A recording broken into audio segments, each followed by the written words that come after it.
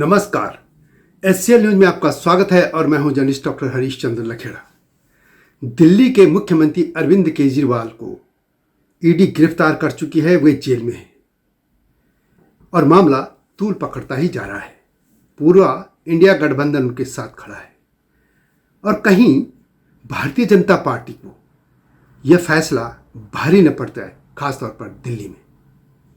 मैं इसलिए कह रहा हूं कि आप पिछला रिकॉर्ड देख लीजिए। चुनाव या भारतीय नेताओं के पक्ष में भ्रष्टाचार उतना मामला कभी नहीं बना। व्यक्तिगत नेताओं की मैं बात कर रहा हूं। सरकारों के खिलाफ बन सकता है, जैसे 2G वगैरह बना था, लेकिन मैं नेताओं की बात कर रहा हूं। लालू प्रसाद एक बड़ा उदाहरण है। तो कहीं भारतीय जनता पार्टी को यह फैसला भारी न पड़ जाए इस लोकसभा चुनाव में। तो जी हाँ, मैं इसी पर मैं बात करूंगा, लेकिन तब तक आपसे अनुरोध है कि ऐसे ठीक चुनाव से पहले घोषणा हुई और अब चुनाव की गतिविधियां शुरू हो गई। कई जगह नामांकन पत्र भरने शुरू हो गए हैं। ऐसे में दिल्ली के मुख्यमंत्री अरविंद केजरीवाल को ईडी ने गिरफ्तार किया।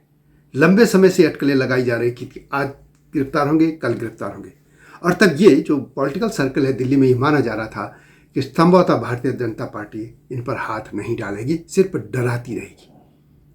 लेकिन हो सकता है भारतीय जनता पार्टी ने इसमें कोई सर्वे किया हो, कोई जो ये एजेंसियां होती, जांच एजेंसियां, खुफिया एजेंसियां, उनसे कोई उनके पास फीडबैक आया होगा कि हो सकता है इस फैसले से उनको ज़्यादा असर नहीं पड़ेगा, उनको फ़ायदा होगा, इस तरह का कुछ होगा संभवतः, इसलिए क्या होगा।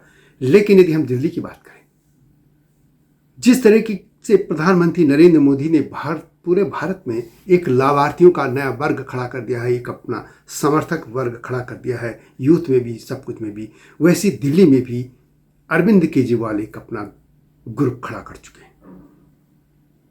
कांग्रेस लगभग नष्ट हो चुकी है, खत्म हो चुकी है दिल्ली में।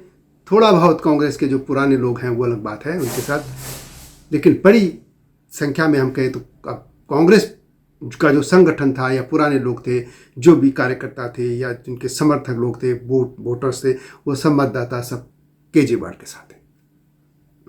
इसके अलावा केजरीवाल ने 2-3 और चीज काम किए। बिजली गरीब लोगों के एक कुछ यूनिट तक जो है माफ वाली है, पानी का है। इसके अलावा बसों में मुफ्त फ्री महिलाओं के लिए है। और अब तो महिलाओं को मुख्यमंत्री महिला सम्मान योजना जो कर दी, 1,000 रुपये देने की, ये सब चीज़ें ऐसी हैं जो किसी भी गरीब को, भारतवर्ष का कहीं का भी गरीब हो, उसको मना नहीं करेगा।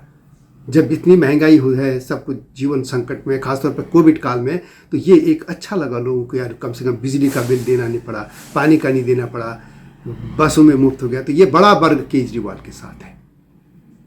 अब ये पूरा वर्ग कहीं भारतीय जनता पार्टी के खिलाफ न चला जाए, क्योंकि होता यह था कि आमतौर पर दिल्ली में केजरीवाल और केंद्र में मोदी, इस तरह की बात दिल्ली में होती थी।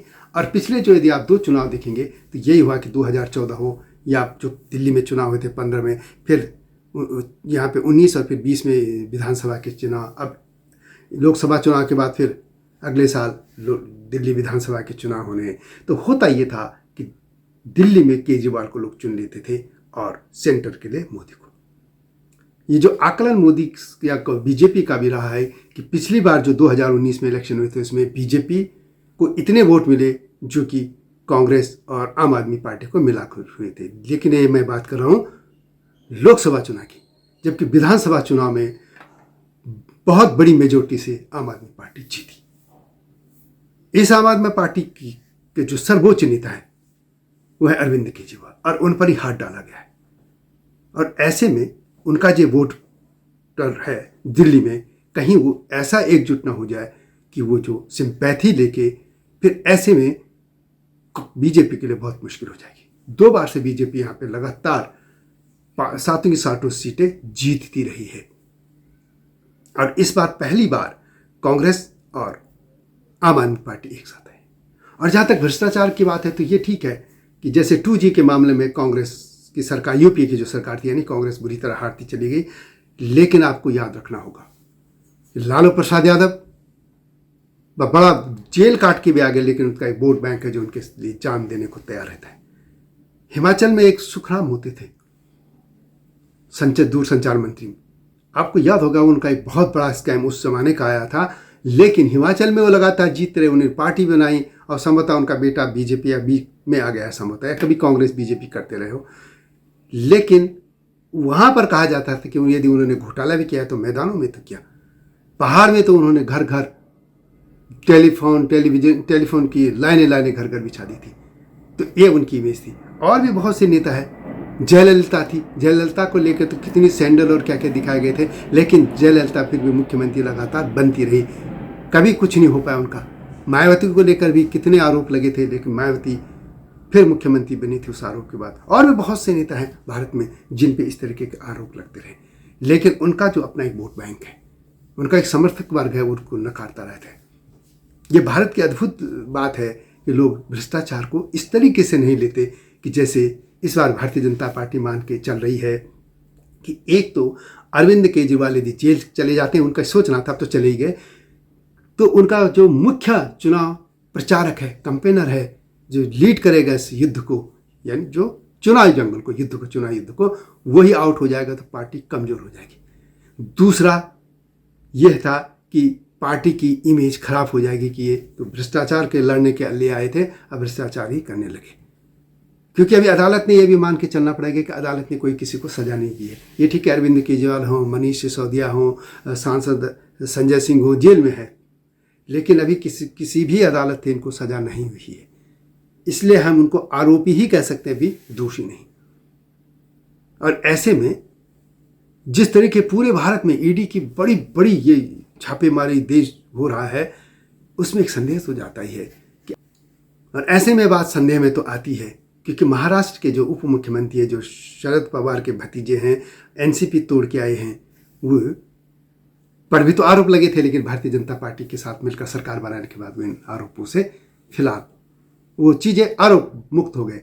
भारतीय जनता पार्टी ने आरोप लगाना बंद कर दिया। यह आरोप लगता है कि जो बीजेपी में आ जाता है वो गंगा जल से धुल जा रहा है। इस तरीके की वजह माइंडसेट बन गया दिल्ली में, तो लगता है कि कहीं केजरीवाल की गिरफ्तारी भारतीय जनता पार्टी के लिए मुश्किल खड़ी ना हो जाए। लेकिन अब 4 जून को देखना होगा कि आखिर इसका नतीजा क्या रहता है। नजरें अब उसी पर टिकी हैं कि कहीं ये फैसला भारतीय जनता पार्टी के लिए गले की हड्डी ना बन जाए। अब वैसे नजर है 4 जून को जब रिजल्ट आएगा, लोकसभा का चुनाव हो चुका होगा, रिजल्ट आएगा और तब देखेंगे कि दिल्ली का नतीजा क्या रहता है, और तभी मालूम होगा कि भारतीय जनता पार्टी की सरकार यानी मोदी सरकार का यह फैसला अरविंद केजरीवाल को गिरफ्तार करने का या जेल डालने का कैसा रहता है। वैसे अभी अदालत पे भी नजर है इस दौरान कि उनको जमानत देती है कि नहीं, कहीं ये चीज़ सिंपैथी न बदल जाए, ये सिंपैथी, और यदि सिंपैथी में बदल गई ये चीज़ केजरीवाल के प्रति, तो भारतीय जनता पार्टी को जो उनका 400 पार और भारतीय जनता पार्टी के लिए 370 पार और एनडीए के लिए 400 पार का जो नारा है, कहीं वो संकट में डाल दे इस तरीके का नारा है। दिल्ली में 4 इंतजार रहेगा 4 जून का। वीडियो कैसे लगी कमेंट में ऐसे लिखें। मिलता हूँ जल्दी नए मुद्दे के साथ, तब तक नमस्कार। हिमालय पे पेड़ हो तो गीत गाएंगी नदियाँ, गीत गाएंगी नदियाँ। पेड़ों पे चिड़िया है तो गीत गाएंगी नदियाँ, पेड़ों पे चिड़िया है तो गीत गाएंगी नदियाँ। माँ की लोरी जैसे होते हैं नदियों के गीत।